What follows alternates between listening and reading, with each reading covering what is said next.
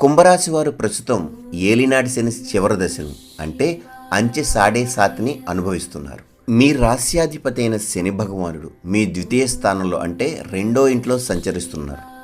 రెండో ఇల్లు అనేది ధనానికి, కుటుంబానికి మరియు వాక్ స్థానానికి ప్రతీక. దీనికి తోడు మీ జన్మరాశిలో రాహువు, సప్తమ స్థానంలో అంటే ఏడో ఇంట్లో కేతువు సంచరిస్తున్నారు. ఈ గ్రహస్థితి చూసి ఎవరైనా సరే కొంచెం భయపడతారు. జన్మ రాహు వల్ల మానసిక గందరగోళం, ద్వితీయ శని వల్ల మాట పట్టింపులు వస్తాయని ఆందోళన చెందుతూ ఉంటారు.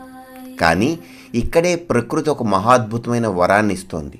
అదే పంచమ స్థానంలో ఐదవ ఇంట్లో సాక్షాత్తు ఆ గురు భగవానుడి సంచారం. ఐదవ స్థానం అంటే ఇల్లు, పూర్వపుణ్యం, విద్య, సంతాన స్థానం.